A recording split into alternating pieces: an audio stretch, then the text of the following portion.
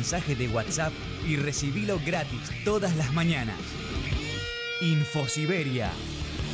Las noticias en tu celular.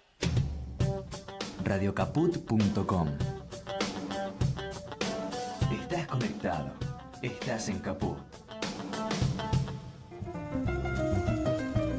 Soy Natalio Lueto. Los invito a entrar al universo del jazz, a ese escondite que guarda tus mejores momentos.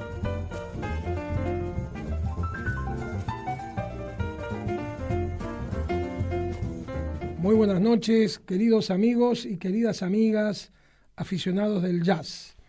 Hoy nos encontramos en una noche muy singular porque estoy difundiendo la tercera parte de esta nueva realización que me propongo hacer por sugerencia de algunos de ustedes. Voy a presentar la música y la historia del jazz como un documento de consulta para los más estudiosos, seguramente, de un género musical tan importante y tan vasto. El jazz ha cruzado todas las fronteras, se ha multiplicado y recreado en cada región del mundo con su propio vocabulario musical, y a partir de los inicios del siglo nos dio una síntesis musical en New Orleans, bautizada con el apelativo de jazz. Hoy nuestro editorial va a ser un poco más extenso, requiere un poco más de tiempo por la amplitud del tema antes de ingresar a los temas, a las composiciones musicales de aquella época, de la época del Dixieland. Este miércoles comienza, por tanto, la tercera parte de este ciclo de Jazz Sin Fronteras, los precursores. Apenas iniciado el siglo XX, podríamos adjudicar el origen del jazz a Buddy Bolden, que para la década de 1890 tocaba regularmente en bandas profesionales. No obstante, la marcada influencia del blues en las primeras composiciones de jazz, la idea de que el blues diera origen al jazz es tal vez errónea, aunque no del todo. Digamos que el blues dejó de ser rural por una guitarra y una voz solitaria para llegar a la ciudad de manos de músicos formados. Decíamos en el primer ciclo, remontémonos un poco atrás en el tiempo, cuando ya finalizada la Guerra de Sucesión, en 1865, el gospel, anterior al blues clásico y al jazz, fue considerado, tanto dentro del templo como afuera en la vida cotidiana, como la expresión musical más prolífica y extendida del nuevo ciudadano afro-norteamericano, y aceptado institucionalmente por la sociedad blanca, aunque no compartida. Con la nueva ley Jim Crow, decíamos, una ley que no hace diferencias con los nuevos ciudadanos afroamericanos porque los considera iguales a los blancos, pero no es cierto porque era una ley segregacionista, esencialmente racista, y separando a los afroamericanos de los lugares que frecuentaban los blancos, es decir, generando una atmósfera de persecución, de intolerancia y de violencia a causa del color o del mestizaje, ya fuera por parte de las autoridades o las personas blancas. Entonces llegamos a la pregunta que nos trae a esta cuestión del origen del jazz. ¿Acaso fue el blues el origen del jazz? ¿O una derivación del blues o del ragtime? Digamos que el blues, entrado el año de 1900, adquiere, después de un largo proceso formativo, una presencia formal como género musical, a lo cual contribuyó, magnificando su influencia, la aparición de la radiodifusión. También el jazz, a distancia de muy poquitos años, logra definirse como un género musical, también gracias a la radiodifusión y a la industria discográfica que sucede, que actúa antes de la radiodifusión, que es posterior a la industria discográfica. Pero sobre todas las cosas, lo que hace que el jazz se involucre dentro de la sociedad, dentro de Nueva Orleans, fundamentalmente es el genio de este singular músico Buddy Bolden, quien supo sintetizar el blues, el ragtime, el gospel y la famosa habanera, que imprime un ritmo desde el cual surge el jazz, surge ese beat que lo hace diferente al blues y lo hace diferente a los demás géneros o subgéneros del momento. Y también gracias a la enorme experiencia que Bolden como músico y compositor adquiere durante esos años de fin del siglo XIX en New Orleans. Fundamentalmente New Orleans fue una ciudad que parió, para decirlo bien claro, parió el jazz porque reunió todos estos géneros musicales en un mismo periodo, en apenas una franja de 40 años aproximadamente. Este fenómeno representa la cuna, el nacimiento de una explosión de talentos, tanto en New Orleans y de formaciones que fueron marcando la identidad luego de toda una nación al trasladarse a Kansas City y luego a las ciudades del norte como Chicago y la ciudad de Nueva York. Entonces, llegando al momento clave, que es la pregunta de dónde surge el jazz, convengamos que a partir del surgimiento de las primeras compañías discográficas, estas comenzaron a jugar un papel preponderante desde finales del siglo XIX en la promoción y en la distribución de la música.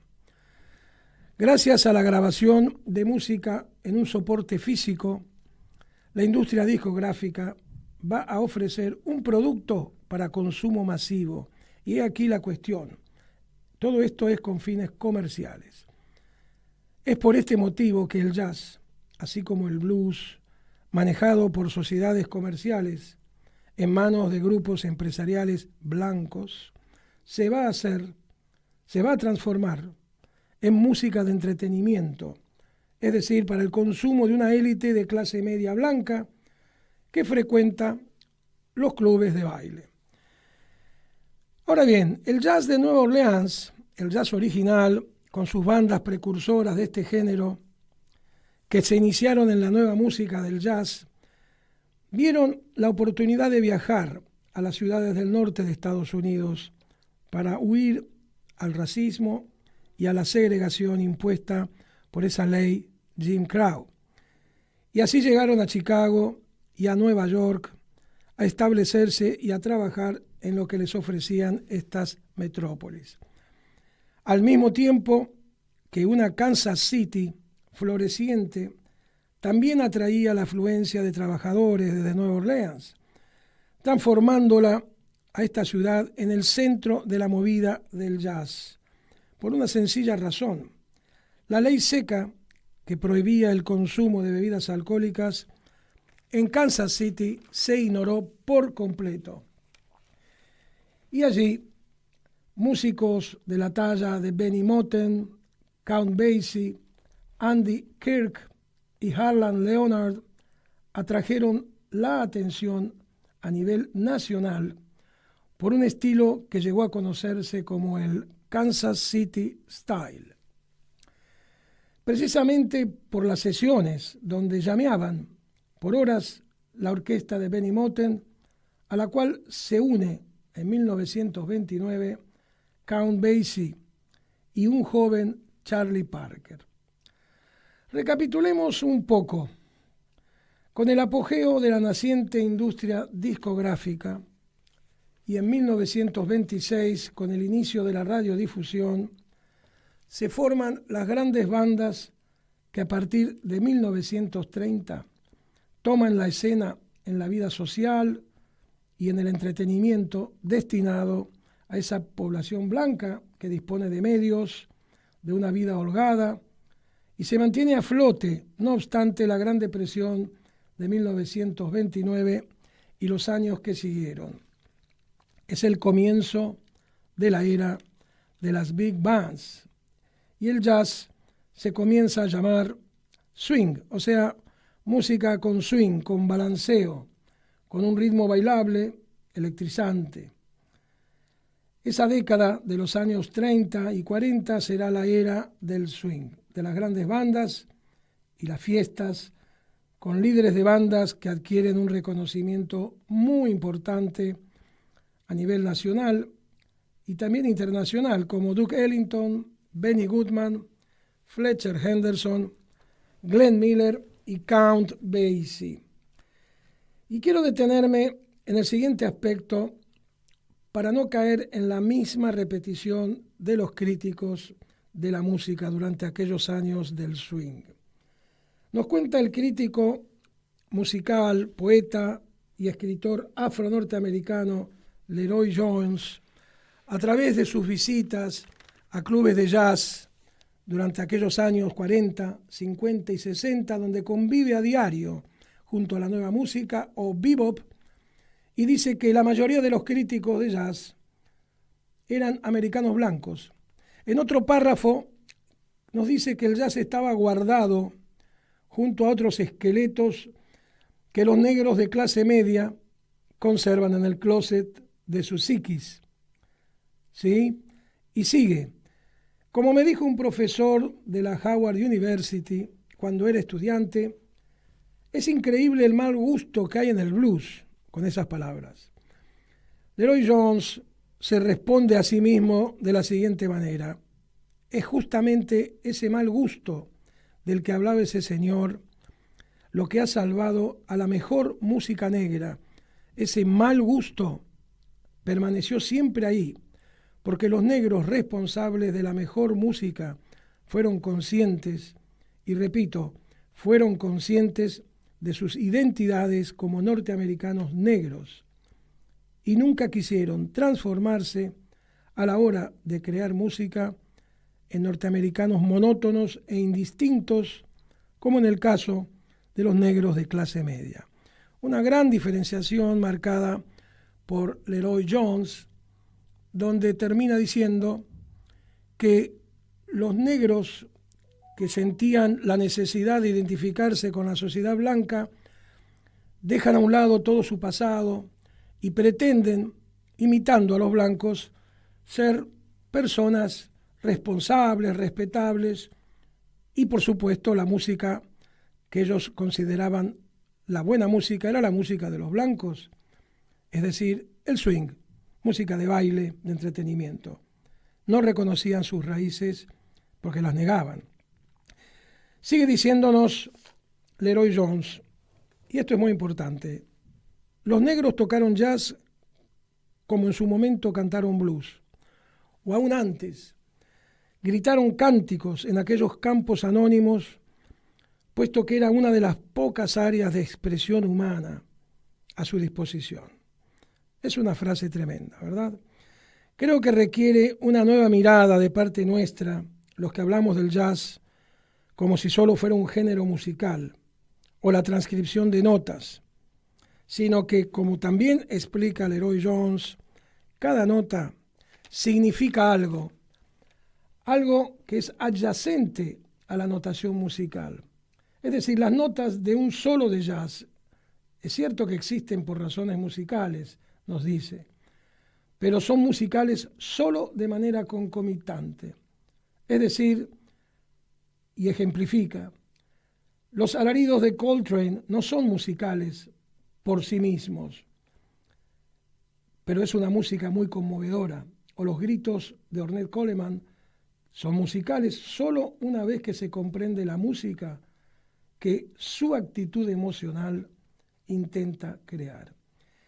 Y así termina su análisis diciéndonos: todas estas actitudes emocionales son partes continuas de la biografía histórica y cultural del negro tal y como existe desde que hay negros en los Estados Unidos, y de una música que se le asocia y que no existe en ninguna otra parte del mundo. Podríamos, en forma documental, agregar que el jazz como música negra existió hasta la época de las big bands, en el mismo nivel sociocultural que la subcultura de la que emergió. La música y sus fuentes eran secretas en lo que concernía al resto de los Estados Unidos, del mismo modo que la vida real de los negros en los Estados Unidos era un secreto para el norteamericano blanco.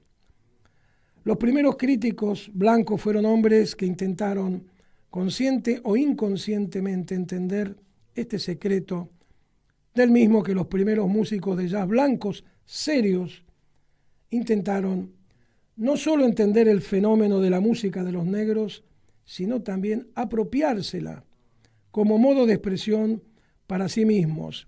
Y allí está el ejemplo de la Original Dixieland Jazz Band, que muy prontito vamos a tener la oportunidad de escuchar. Digamos que el éxito de esta apropiación de parte de estos músicos que la tomaron muy en serio señaló la existencia por primera vez de una música norteamericana, allí donde antes había una música negra. Muy curioso.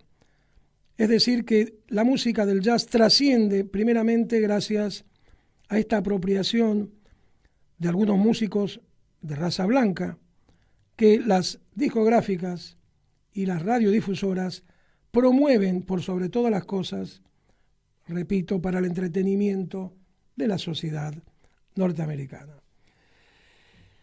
El compromiso del músico blanco con el jazz, su preocupación máxima, les indicaba que las actitudes subculturales que habían producido esta música como una expresión profunda de los sentimientos humanos podía ser aprendida, y aprendida entre comillas, sin necesidad de pasar por un rito de sangre secreto, es decir, por una historia tan dolorosa y tan inapropiada para la vida de los esclavos negros.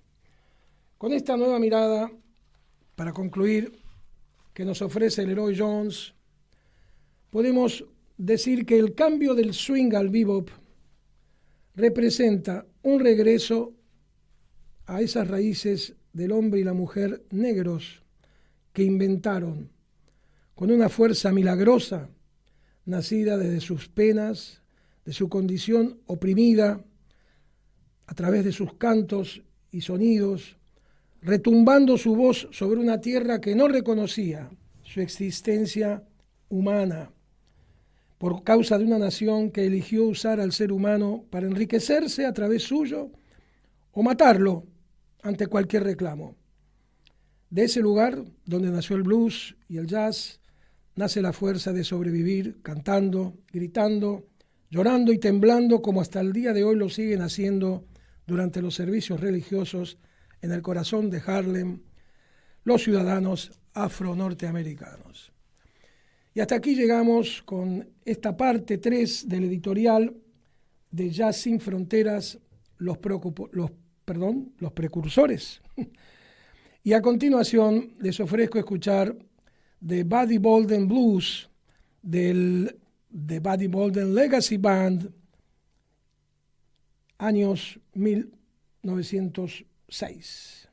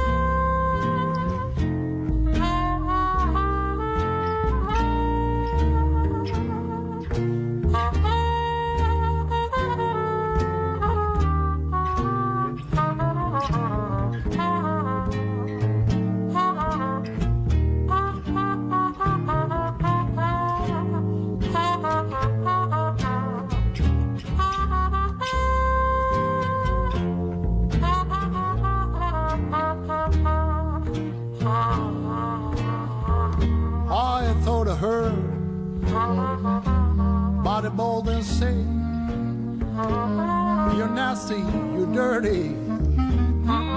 Take it away, you terrible, you awful. Take it away. I thought I heard him say, I thought I heard by the golden shout, open up that window and let that bad heart. Open up that window and let the better out. I thought I heard him shout. I thought I heard Judge Fogarty say, give me 30 days on the market. On my taking highway. Give me a good broom to sweep it and take him away. I thought I heard him say, I thought I heard Frankie doesn't shout. Give me that money, go, or I'll take it away. Give me that money, honey, or take it away. I thought I heard. Y estamos intentando rectificar la primera grabación que está en curso. Seguimos con el próximo tema. ¿Sí? Vamos a tratar de reactivar la parte técnica, los controles. Estamos a la expectativa de seguir. Vamos por el tema número 3. Ahí entra ahora. Entramos ahora, sí. Tema número 3, St. Louis Blues, por la Original Dixieland Jazz Band de 1910, original de Christopher Handy.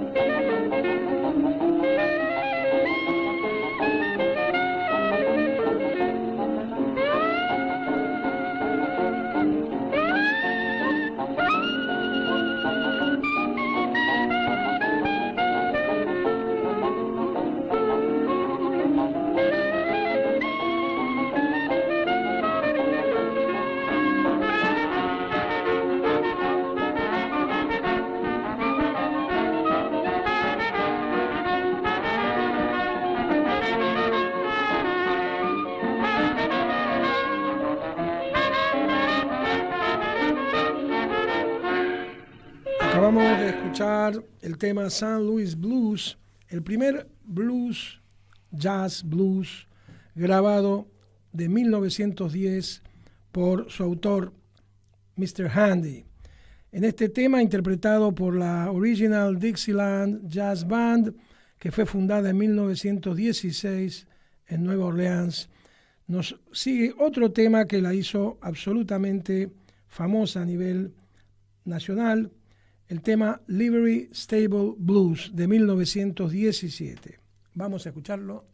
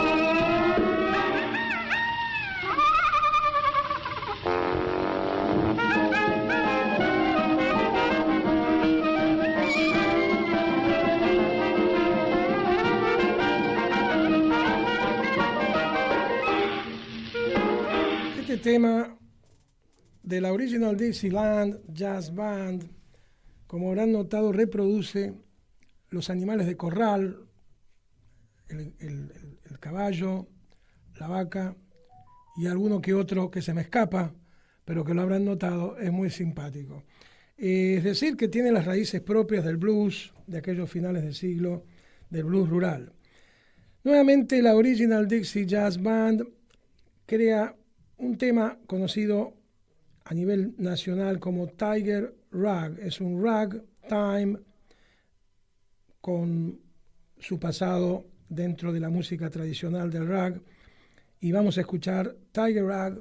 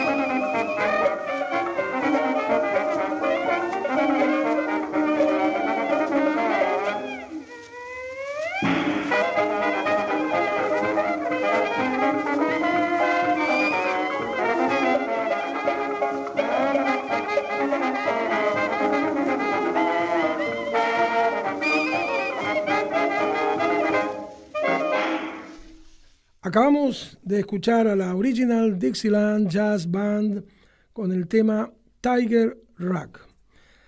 Otra gran banda, otra gran formación durante la década de los años 20, comienzos de los años 20, fue la de Kings Oliver Creole Jazz Band. Y vamos a escuchar un tema que fue muy, muy reconocido en su momento, titulado Deeper Mouth Blues de 1923.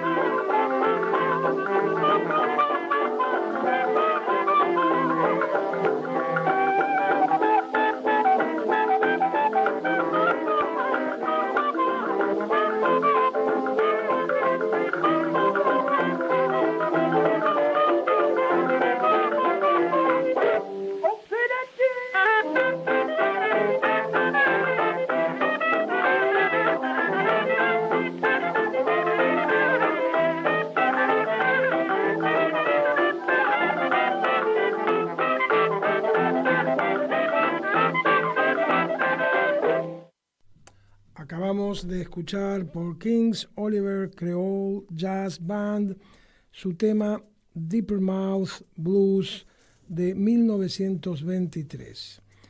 A continuación, ya en la actualidad, año 1990, un tradicionalista dentro de la escena del jazz actual, Wynton Marsalis, junto a la Original Liberty Brass Band, retoman este mismo tema en una gran orquesta, y vamos a escuchar nuevamente por Marsalis y su Liberty Brass Band el Deeper Mouth Blues.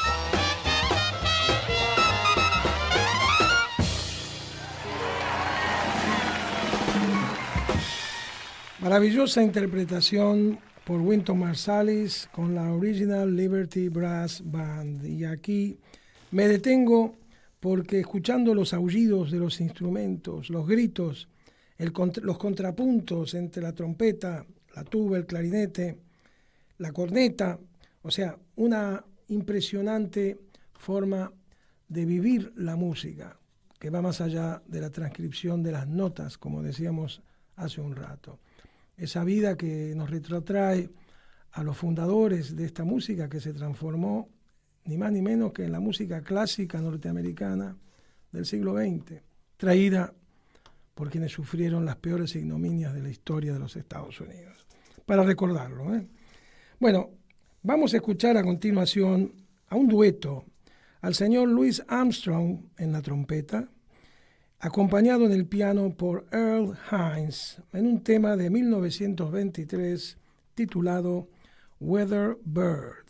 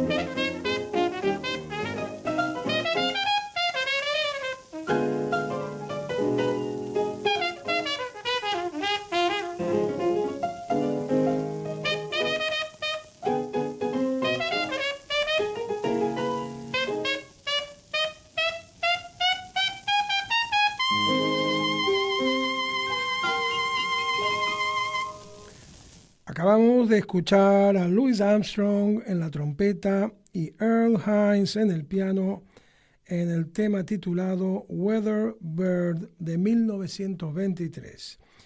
Y a continuación vamos a introducirnos en el mundo del swing, comenzando los años 30, con la figura principalísima del director de orquesta, compositor Duke Ellington, en un tema del año 1930, particularmente titulado Old Man Blues.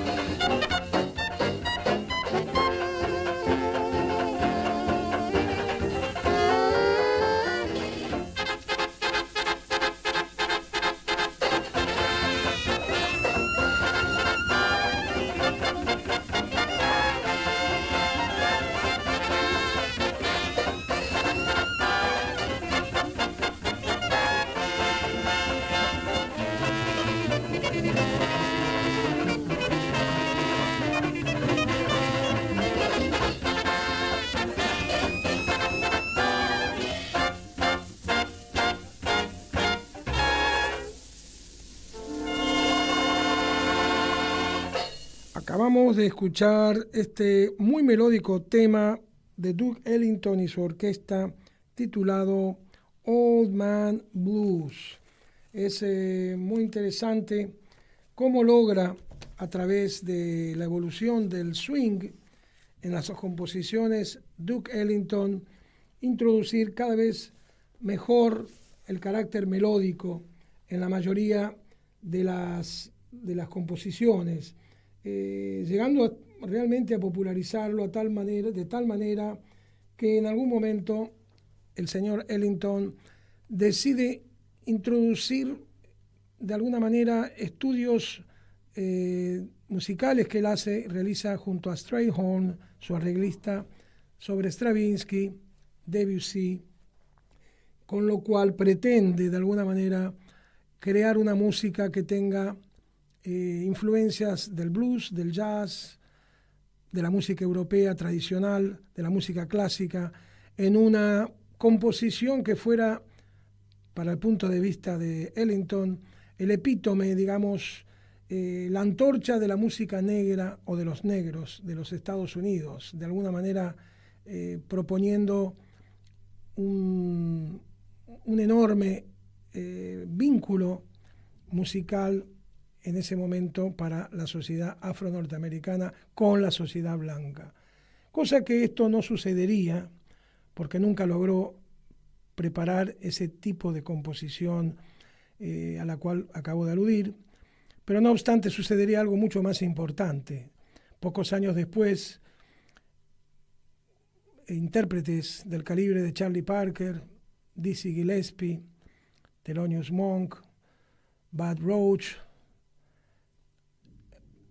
muchos más, inclusive el mismo Miles Davis en sus comienzos, rompen con esa música bailable y proponen un nuevo mundo musical que será conocido como el bebop, pero de eso hablaremos en el próximo capítulo, al igual que seguiremos desarrollando los años que involucran al swing durante los años 30 y de la guerra de los años 40 también. Bueno, para mí, espero que haya sido de su agrado y suficientemente motivante este tercer capítulo del ciclo Jazz Sin Fronteras, los precursores. Espero volver a encontrarme con ustedes el próximo miércoles y los dejo con un hermoso tema que acabamos de escuchar del Dixieland, interpretado por Wynton Marsalis y su orquesta de brass.